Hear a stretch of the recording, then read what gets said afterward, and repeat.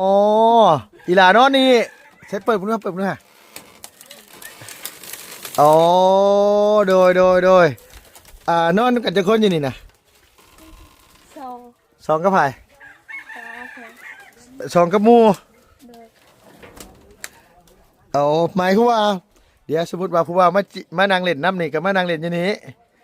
อ๋ออายุเฮือนใหญ่พูดขึ้นนั่งเล่นมาได้ บ่ได้ เอามันเป็นประเภทนี้นั่นแหละเนาะสมมติว่าลุงเป็นผู้บ่าวบ่าวเป็นผู้บ่าวเนี่ยมานั่งเล่นนี่ต้องมานั่งเล่นอยู่นี่โอ้เดี๋ยวเอาหมูไปใช้สมูเจ้าน่ะบ่ไปฮะหมูบ่อยู่บ่บ่อยู่หมูไปสวนยังมื้อแรกเนี่ยอาบน้ำแล้วมานอนกันอยู่นี่โดยโอ้โดยผู้บ่าวมาเล่นในสุคืนอยู่บ่ เอามานั่งล้มกันนี่นั่งอยู่ข้างล่างพี่ดื้อ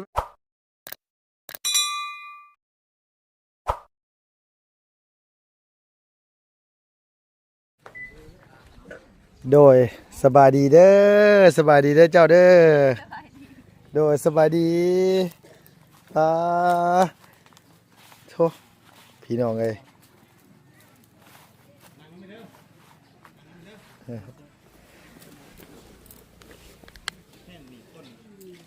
เอาสบายดีน้องละ สบายดี โดยไปหาเองมื่อนี่ละ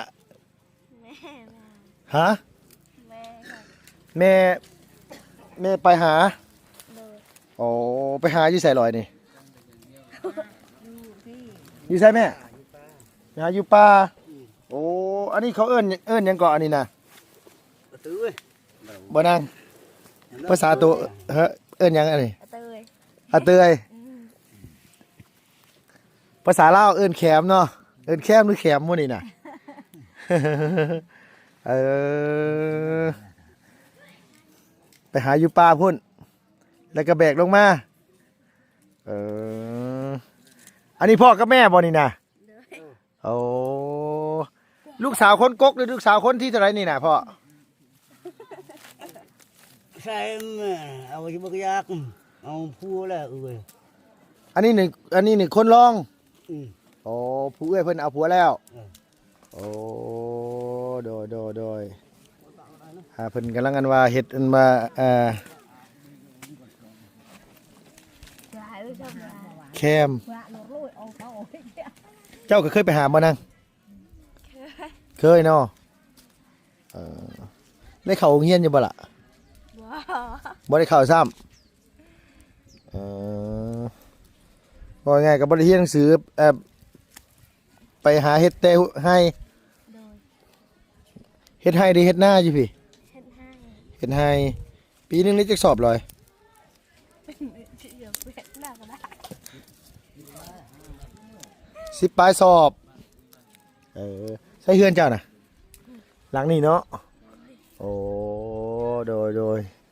เคยมาแจกเครื่องอยู่ได้อพี่น้องในบ้านนี่ตะกี้มาแจกกันว่าอันนี้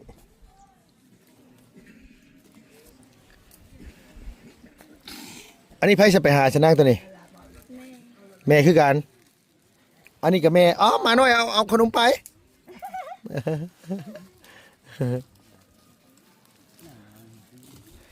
เออเจ้าเบาเล่าเป็นหลายอยู่บ่เบาเล่าบ่ค่อยเป็นเบาเล่าบ่เป็นเลยอืมบ้านหยังนี่เพิ่นเอิ้นบ้านหยังล่ะ มันสิดึง บ้านสะดึง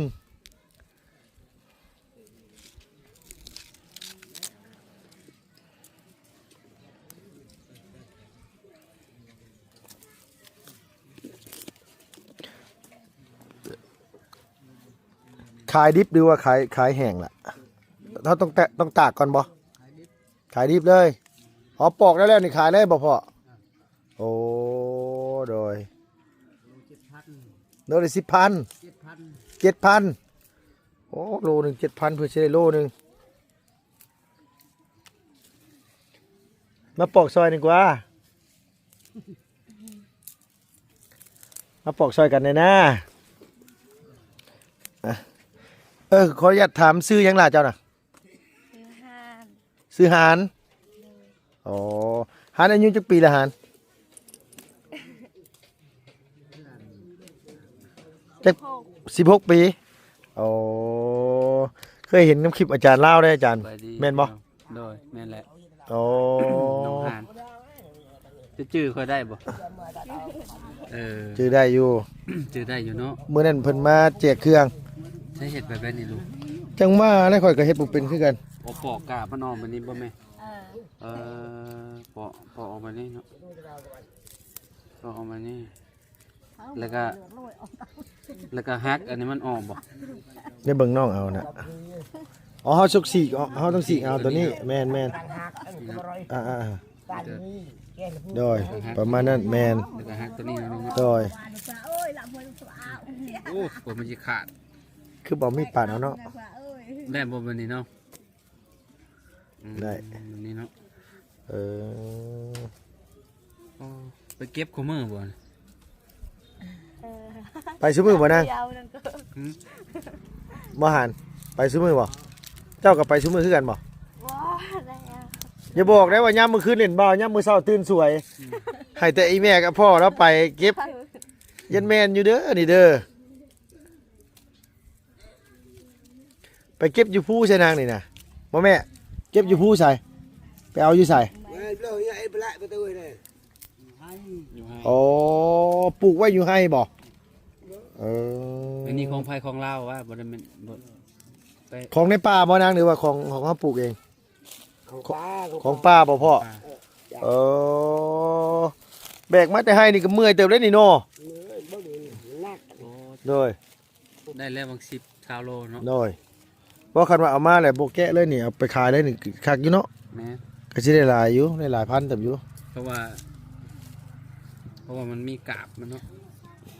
ถ้ามันมีกา มี บ กาบแน่แล้วก็มีอันว่าอันก้านมันแน่ อัน นี่ นี้ แหละ ซุมเจ้าคายเลยบ่บ่ได้ตากเมียนบ่ ขายสด เอาเด็ก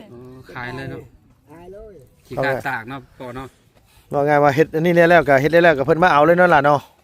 เป็นบ่โอ้ คนเวียดบ่ลูก เวียด คนเวียด ส่วนหลายเวียดมาซื้อแหละ โอ้โหยากดิไปจะได้ ยามมื้อแลงนี่อาบน้ำซื่ออาบน้ำห้วยนี่บ่นี่น่ะโอ้แม่นบ่แม่อ่ายามมื้อแลงกันลงอาบน้ำอยู่นี่เซลๆได้นี่เนาะอืม สอนกุ้งสอนซิวแจ๊กกันนี่เนาะ โดยมีป่าบ่เฮ้ยมีบ่ ยากดิ ยากอยู่บ่โอ้ยยากได้อาจารย์นี่บาดมือได้เฮ็ดบ่เป็นฮะพอให้นะ โอ้คือบ่ขายสิปอตะ บ้านน้องประเทศคือเฮ็ดง่ายแท้ฮะ เจ้าเคยเฮ็ดเด้ โดย เฮาบ่เคย เพิ่นฮักเอาอาจารย์ได้เพิ่นฮักได้สีกเลย หาบ่มี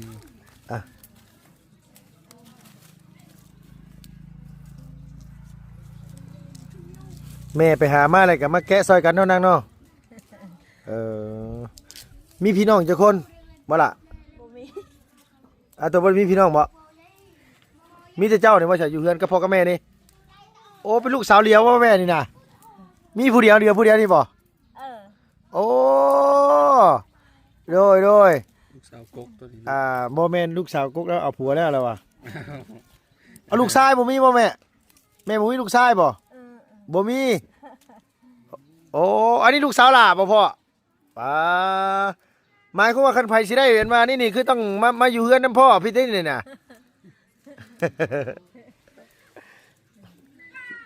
หมายความว่าตัวอยู่กับพ่อกับแม่3คนนี่บ่ซุมื้อนี้น่ะโอ้อ้ายกับเอื้อยได้ใส่หยังสิมีบ่นาง พอ เอื้อยมีบ่ใส่เอื้อยมีแต่เอื้อยอ้ายบ่มี บ่มี เออเอื้อยมีจักคนล่ะหมายความว่ามีพี่น้อง2คนหนึงมีโอ้คือแต่เก่าทั้งนี้คือบ่มีลูกหน่อยแต่เก่าคือมีลูกหลายพ่อคือเอาลูกหน่อยแท้ ยันเลี้ยงบ่กุ้มบ่แม่ แต่เก่าบ่แม่นได้ทั้งนี้แต่เก่าเพิ่นเอาหลายได้อาจารย์เนาะ แม่นประมาณ แต่พ่อกับแม่แล้วเอาหน่อยอีหลี2คนหนึงอันนี้ลูกสาวลาอายุ16 ปีเฮ็ดหยังแน่เป็นแน่นาง เฮ็ดหยังเป็นแน่เอาแล้วบางทีอยากอายตอบบ่ค่อยได้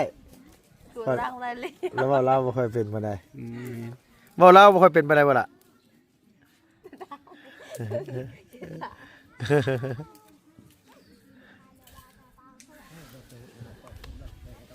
เวลาออกไปซื้อเครื่องซื้อหยังนี่ออกไปซื้ออยู่บ้านดงพุ่นบ่เออ กับบ่ไกลปานนั้นเนาะเจ้า แม่นคันแถวนี้เนี่ยบ่ไกลปานใดคันผูกข้างในพุ่นเข้าไปทั้งอันเลยอันว่า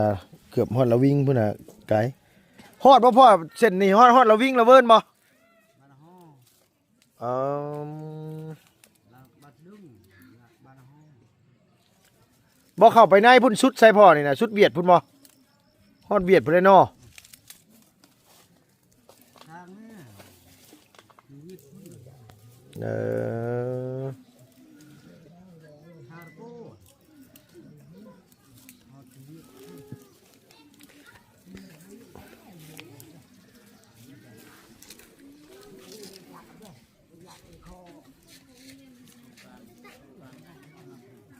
เมื่อนั้นเขาเจ้ามาแจกเครื่องหลายคนบ่หลายบ่มากับพระอาจารย์บ่อาจารย์มื้อนั้นบ่ แม่นมากับพระอาจารย์ฝั่งไทยเด้ที่ โดย ที่ไปแวะเฮือนน้องขวัญน่ะ โดยแล้วก็มาแจกเครื่องอยู่พี่พร้อม นี่ เอ แจกอยู่ อ บ้านน้องหัวแล้วก็แจกอยู่บ้านน้อง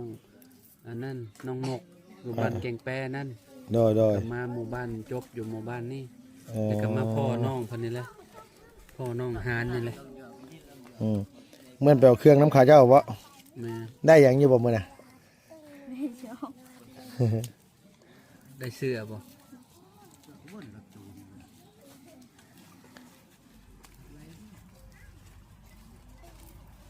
ถึงว่ารถบ่แซงบ่เสียงนะ อากาศบ่หนาวมันแล้วเนาะ แม่นอากาศบ่ค่อยหนาวปานใด ใคร ธรรมดาซับนี่แบกได้บ่นางแบกได้บ่ตัวซับนี่แบกได้บ่นี่ ได้บ่ เนี่ย ยุกได้บ่นี่จะมีนะยุกได้บ่ ได้ ได้ มาโคเก่งเติบเนาะ อืม เออมื้อนี้เนี่ยพ่อกับแม่ไปหาบ่หรือว่าไปแต่แม่ผู้เดียว พอกับแม่พ่อกับแม่ไป หมายความว่าหานอนหาตื่นๆนะนี่นะ พ่อหยอกน้องเพิ่นได้พี่น้องกันเนาะเออ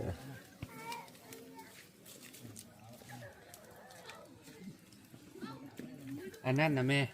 เจ้าจะปลุกให้ลูกสาวเจ้าอยู่บ่อันนั้นน่ะตะลุ่มน่ะเพื่อนน่ะ ต้อง แม่นบ่เพื่อนลูกสาวเจ้าบ่ปลุกให้น้องหานบ่ ไปตา เฮือนฮะ แม่นบ่ปลุกให้น้องหานอยู่บ่อันนั้นน่ะ แม่นบ่หาน เออ ใช้นางพาไปเบิ่งได้ก็ แล้วก็ดอง ใช้พาไปเบิ่งได้ปะ อ่าไป เบิ่งพาไปเบิ่งกันพี่น้องเลยโดยมันเป็นแบบใด บ่แม่นปลุกอัน เฮือนหลังบักใหญ่ก็ยังปลุกให้ลูกสาวนอนอยู่ต่างหากว่าซั่นน่ะเอ ลมบา อ จักอะเนาะ บ่ไม่ล้มเบาไปจักดอกกันดิบ่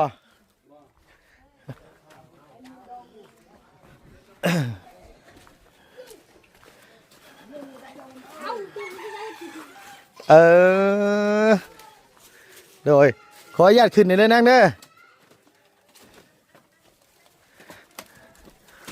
อ๋ออีหลานอนนี่ใช้เปิดพุ่นเปิดพุ่นฮะอ๋อโดยนอนกันจะคนอยู่นี่นะ โซ่ สองกับไผ่ โอเค สองกับหมู เดิน เอาหมายคือว่า เดี๋ยวสมมติว่าผู้ว่ามานั่งเล่นน้ำนี่กับมานั่งเล่นอยู่นี่อ๋ออายุเฮือนใหญ่พุ่นขึ้นนั่งเล่นมาได้ บ่ได้ เอามันเป็นประเภทนี้นั่นแหละเนาะสมมติว่าลุงเป็นผู้บ่าวบ่าวเป็นผู้บ่าวนี่มานั่งเล่นนี่ต้องมานั่งเล่นอยู่นี่โอ้เด้อเอาหมูไปใช้สมูเจ้าน่ะ บ่ไป ฮะหมูบ่อยู่บ่ บ่อยู่ หมูไปสวนยังมื้อแรกนี่อาบน้ำอาบในแล้วมานอนกันอยู่นี่ เดิน โอ้โดย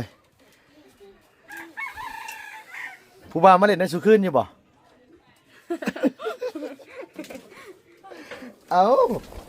มานั่งล้มกันนี่นั่งอยู่ข้างล่างพี่หรือมานั่งอยู่เทิงพี่ นั่งอยู่นี่ อ๋อโดยผู้ว่ามานั่งอยู่พี่นั่นแหละเนาะมานั่งเล่นกันอยู่นี่คันนั่งเล่นอยู่เพื่อนใหญ่นั่งเล่นมาได้อ๋อเข้าใจแล้วพอง่ายก็คือเวลามีผู้ว่าผู้แพ้มาล้มกับมานั่งล้มอยู่พี่อยู่กัน2 คนอยู่กันหลายคนยามมื้อคืนน่ะผู้สาวหลายคนอยู่บ่มานั่งอยู่นี่หลายบ่นั่ง 2 คน ผู้สาวได้2 คน ผู้บ่าวได้จ้ะ อย่าบอกนะว่าผู้บ่าวหลายคน เออโดยอู้คันว่าอาจารย์เล่าคนบอกว่านี่ลุงโมโหเลยพี่น้องเอ้ยโอ้อันนี้นี่คือไว้ล้มผู้บ่าวเนี่ยมานอนอยู่นี้เป็นคือกันมานั่งอันครับเป็นผู้ชายเป็นผู้สาวเป็นแบบเดียวกันบ่เพิ่นต้องเฮ็ดเฮือนน้อยแบบเฮ็ดเฮือนแบบนี้เฮือนต่างแบบนี้เนาะไว้ให้มานั่งเล่นนั่งล้มผู้บ่าวโอ้โดยใส่เฮือนผู้สาวหมู่โตเฮือนหลังไรซะหมู่โตฮะหลังไรก็ หมู่น่ะมานอนนำกันอยู่นี่นั่นล่ะเนาะหมู่เพิ่นมานอนนำกันอยู่นี่บ่แม่นบ่น่ะ2 สาวน้อยๆน่ะบ่แม่นบ่หมู่เจ้ากับซ้ำเจ้านี่บ่เอามานี่นะมาไปกินไป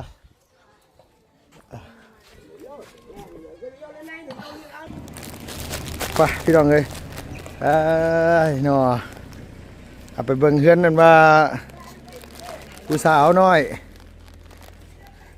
มันก็สบายแล้วมี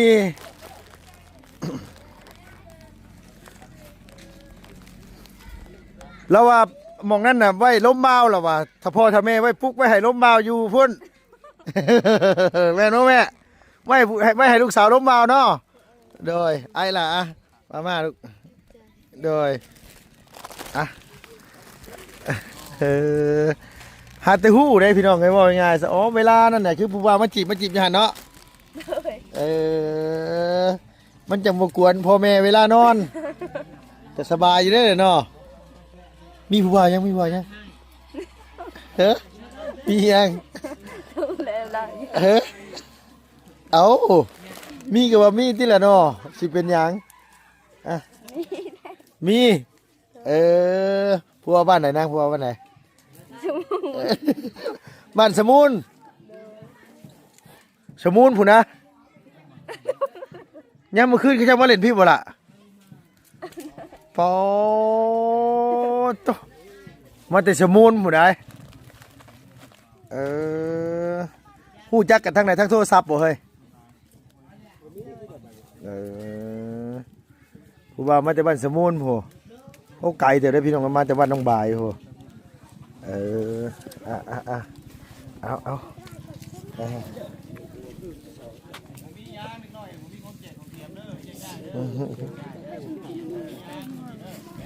โดยโอ้ทางกันว่าเด็กน้อยเพิ่นมานั่งเล่นน้ำบ่บุญเด้ข่อยกับขมังคือกันได้ข่อยกันแหละเนาะสวัสดีเด้อบ่บุญเด้อโอ้ตูบแล้วคักกะดิบ่บุญเด้คักกะดิแล้วว่ามีหมู่เรามานั่งเล่นกันโอ้ยลูกบ่นางลูกเจ้าบ่หลานลูกเอื้อยผู้นั้นได้ซะผู้นั้นก็ลูกเอื้อยโอ้อีหลานมาจากบ้านไหนบ้านละห้อข้างหน้านี่เนาะโอ้ใช่เฮือนเอื้อยเจ้าได้ซะโอ้เอื้อยไปใช้ซะเอื้อยไปสวนอ๋อโดยอีหลานอายุจักปีเลยลูกบ่ฮู้โอ้ยหลานเพิ่นพี่น้องเอ้ยผู้น้อยๆซะล่ะพี่อ้ายครับอันว่าเอื้อยน่ะไปให้บ่เพิ่นมาให้เจ้าอาหลานให้เพิ่นได้เข้าโรงเรียนอยู่บ่ล่ะบ่ได้เข้าอ่านหนังสือเป็นบ่บ่เป็นเลย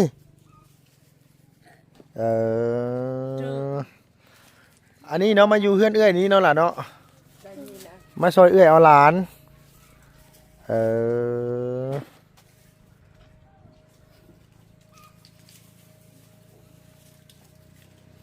ผู้นั้นก็หลานเพิ่นพุ่นน่ะโอ้ยอยู่บืนต้นไม้เด้อบอกเพิ่นอยู่ลูกบอกดู เตี้ยวเจ้าน่ะ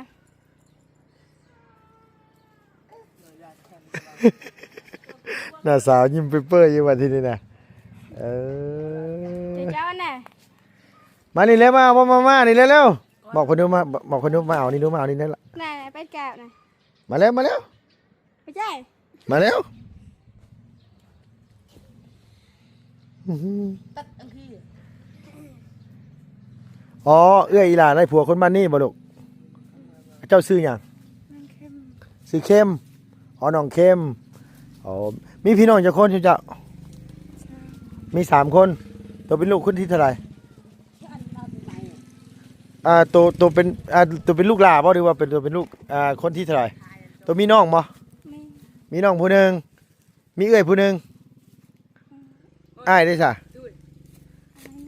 อ้ายก็หนึงโอ้เอื้อยหนึงอ้ายหนึงฮึบขึ้นมาแม่ย่าเพิ่นบ่นี่น่ะบ่แม่นน้องก็บอกคอยโธ่ แต่เขานำไหมข้อไป เอาอันนี้บ่าวให้ ขอบใจเลย เลยให้อยู่บ่นางให้อยู่บ่เพิ่นให้อยู่บ่เวลาให้บ่เวลาหิวนมเพิ่นให้บ่แม่เพิ่นกลับมาจากมุ้งแต่เก่า3 โมง 4 โมงกลับมาแล้ว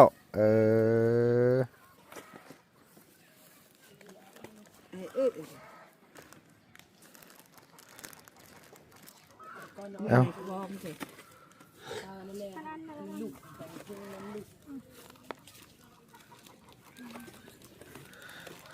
อยู่เฮือนหลังไหนแม่เจ้าอายะอยู่หลังไหนสิเฮือนเจ้าน่ะโอ้เฮือนอายะหลังนี้ทางไผซะตัวนี้น่ะ เงิน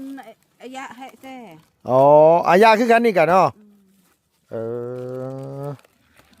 เพิ่นไปแต่จักโมงพ่อกับแม่เพิ่นล่ะไปแต่7 โมงพ่อจักโมงกับเพิ่นมาบ่ายกว่า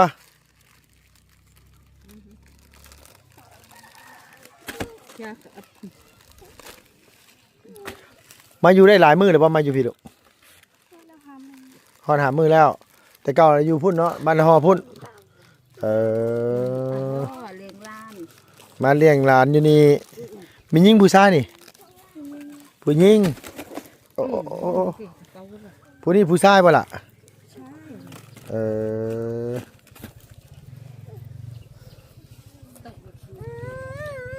เอาอย่าญาติกันได้ลูกแล้วอย่าญาติกันได้จกเอาเร็ว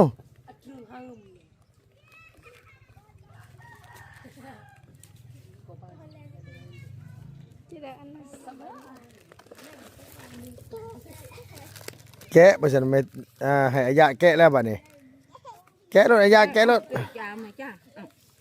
จ้าจับ เอาไปไกล ไปขนม ขนมเฮาบ่ได้ซื้อมา แต่ได้จักเดือนนี่ล่ะอันนี้เพิ่นได้จักเดือนละ มื้อชิเดือน 3 เดือน 4 เดือนเพิ่นเห็นคนแล้วบ่ มันรู้แล้วคน อ๋อเห็นแล้วน่าเมื่อบ่ฮู้ซ้ำว่าโตอายุจักปีบ่ฮู้ซ้ำเอาแล้วว่าที่นี่นะมีน้องจักคนตัวมีน้องจักคน มีน้อง3มีเอื้อยผู้หนึงมีอ้ายผู้หนึงเฮือนตัวอยู่หม่องใดวะอยู่หม่องใดเด้เฮือนไหมบ่บ่าวเคยไปเรื่อยอยู่ได้ทางนั้นอยู่บ้านตัวหั่นน่ะ เคย จอยไปแล้ว บ่จอยเคยเข้าไปบ่เคยเห็นบ่นี่เคยเห็นบ่บ่เคยหมายความว่าทั้งอันบ่าวเข้าไปนี่ตัวไปให้บ่จัก เอาทวันอัน จอยอันนั้น อย่าญาติกันลูกอย่าญาติกันเอาคนละห่อเอาคนละห่อ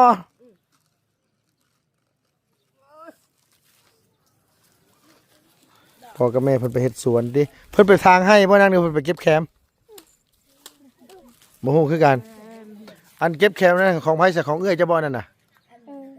อ๋อสงสัยเพิ่นไปหาแคมแล้วมั้งของแม่ก็มา ฮะ แม่มันก็มาอยู่ เอาแม่ตัวพ่อตัวบ่ได้อยู่บ่ได้ยังบ่ใช่ ตาย พ่อเจ้าเสียแล้วตัวอยู่กับไผซะซุมื้อนี่น่ะอยู่กับแม่ อยู่กับแม่กับน้องเออ หกคนจุด อืม ยังขึ้นลำเนาะไม่ใช่ ยังต้นสา ที่คนเด้ เออปัจจุบันนี้อยู่กัน4คนบ่ล่ะอ๋อพ่อตัวน่ะเสียแล้วเสียได้จักปีแล้วลูก ฮอตแล้ว10 ปี ฮอดได้ประมาณ4 ปีเพื่อนตัวหลังใหญ่ซำใดเพื่อนตัวอยู่บ้านน่ะ น้อยเลย ซ้ำนี้อยู่หม่องไหนวะบ่าวคือบ่เคยเห็นจักเทื่อว่ะ ภาคคุยคือ ภาคห้วยภาคมาทางนี้บ่แม่ภาคมาทางพุ่นลงห้องนะบ่นางลงห้วยนะบ่ลงห้องหั่นบ่ ลงคุยคือเห็นเนาะ แม่นลงห้วยบ่บะเฮือนตัวลงห้วยบ่ ภาคคุย เออ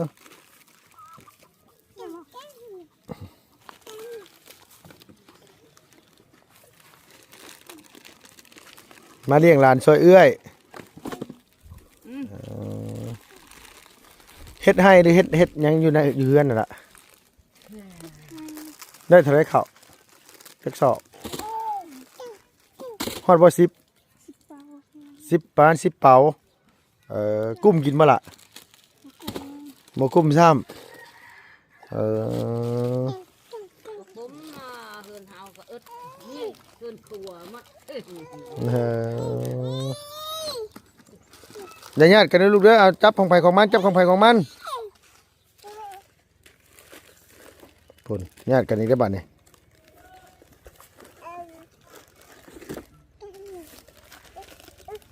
มันจะกิน อยู่เฮือนหลังน้อยติล่ะเจ้ามีน้องมายิงผู้ชายน้อง ผู้ชาย ผู้ชายบ่เลยมียิง ช่องจะยิงช่อง มียิงสอง เฮากับเอื้อย อ๋อหมายความว่าเจ้ากับอันเอื้อยเจ้าผู้แม่ของเด็กน้อยนี้เนาะที่เหลือผู้ชายเบิดเลยโอ้โดยหมายความว่าน้อง3คนน่ะผู้ชายเบิดเลยเอื้อยผู้หนึงอ้ายผู้หนึงอ๋อเจ้าเอาเวลายามมื้อคืนนอนใช่ตัวน่ะนอนอยู่เฮือนเอื้อยนี่บ่ดีว่าไปนอนเฮือนหมู่นอนใช่อ๋อตอนยามมื้อคืนนี่ตัวเมื่อนอนเฮือนโตยามมื้อเว้นน่ะมาเอาหลานอยู่พี่โอ้บอกไงว่ายามมื้อคืนน่ะมาเอาหลานอยู่พี่เนาะแต่ยามมื้อคืนน่ะเมื่อนอนพุ่นโดยก็นึกว่ามานอนอยู่พี่บ่แม่นเจ้าย่างมาบ่ล่ะหรือว่าขี่รถมาขี่รถมา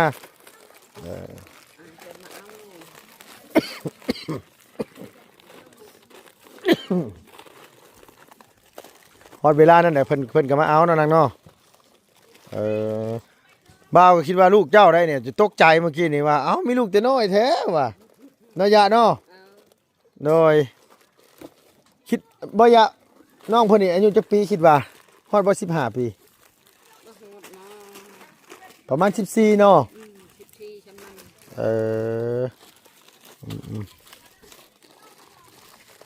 ว่าไงว่ายามมันว่า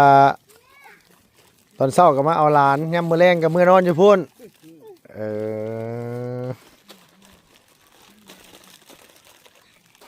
บ่ได้ไปหาแคมป์มาซะตัวบ่ได้ไป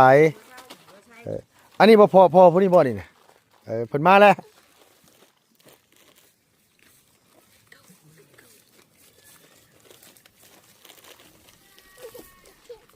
เอาหอบไปใส่ระบาดที่นี่ อยู่นั่งเอ้ยมาแม่ กลับบ้านจะมุ่งมานี่แหละ4 โมง 5 โมงอยากเมื่อเห็นเพื่อนน้องเพิ่นได้พี่น้องเลยเจ้าซื้อหยังกับเมื่อกี้นี่เจ้านะ นางแคม น้องเข้มพี่น้องไงอันว่าอยู่บ้านละฮอบ่ล่ะอยู่ข้างในนี่เนาะข เข้าไปข้างในนี่ก็อันนี้บ้านยังเป็นตู้บ่บ้านยังนางนี่บ่บ่ตู้อายะบ้านยังอันนี้อายะบ้านสะดึงบ้านฮอ อ๋อ นี่บ้านเปลืองยาวกายบ้านเปลือง เลย จวกเนี่ยนายตะเปากันส่วนหลายก็มีแต่เฮ็ดให้เฮ็ดสวนนะอยู่พี่น้องนางเนาะยามนี้ก็หาแคมขายตาอาย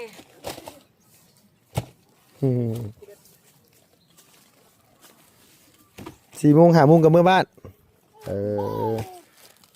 ยามมื้อเช้าก็มา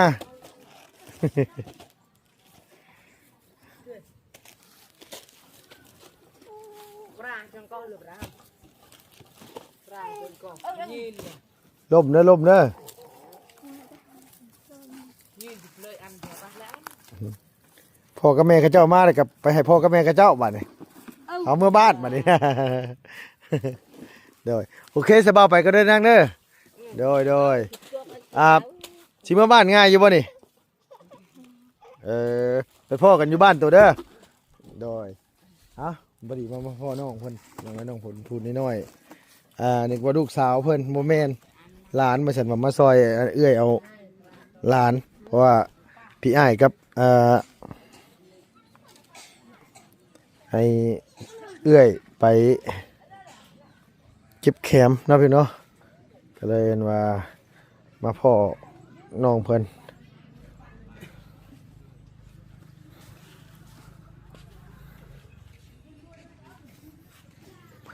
เพื่อนพอดีพี่น้องในหลังนี้ก็ได้เนาะโอ้เอา